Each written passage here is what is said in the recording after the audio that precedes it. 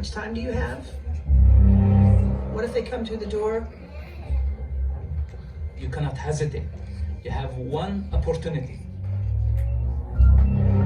Do you ever wonder if you could be a spy? What is it that might attract you? Intrigue? The seduction of danger? Or maybe a sense of adventure? To become a spy requires a commitment to secrecy, a life hidden in the shadows. To collect that one piece of information, make that one connection that could make all the difference.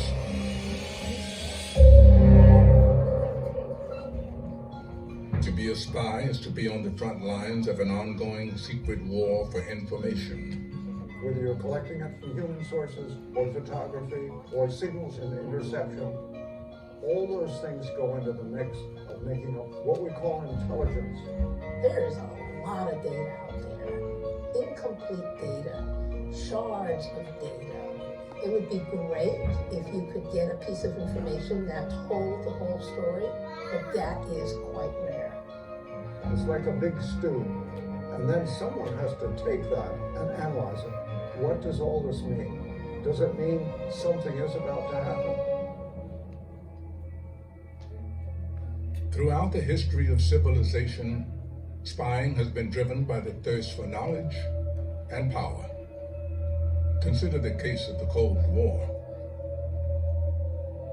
Well, I recruited several Americans in the United States. The Soviet Union was focused on expansion. It wanted to conquer the world.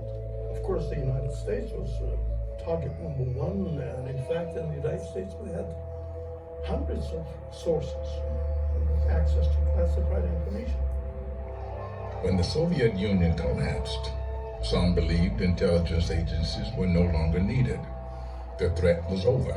Democracy would break out all over the world. Instead, new and more diverse threats emerged. Intelligence became more important than ever. As the world grows more complex, so too has the technology for uncovering threats. We now have technological capabilities that were not imaginable half a century ago. Technology creates opportunities for us to collect information on our adversaries, but it also gives the bad guys opportunities to do damage.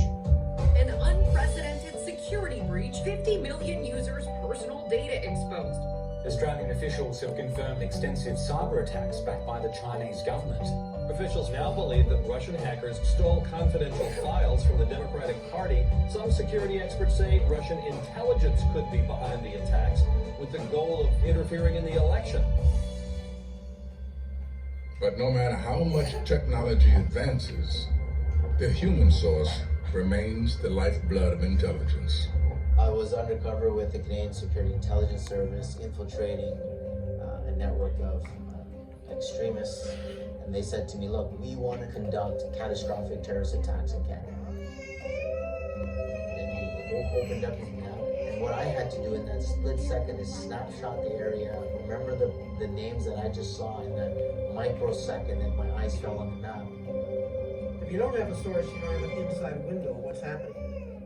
It was our primary job to protect those agents working for us. It was the thing that kept you up at night and woke you up in the morning. Living with Al-Qaeda in Afghanistan, you don't need to imagine what they do to spies. During my time, they caught at least 5 spies and they executed them. So, do you think you could be a spy? The entire journey is a journey into the unknown. Do you think you could live a life committed to secrecy? Lying, manipulating takes a great deal of mental and emotional energy. Keeping it all straight, staying within role. A life of deceit. You'd better look very closely at what you think you're seeing, because it's not necessarily what you think it is. Now it's time to live your cover. Learn the trade craft. Test yourself. But be cautious. You're not the only one. There are other spies among you. And remember, all is not what it seems.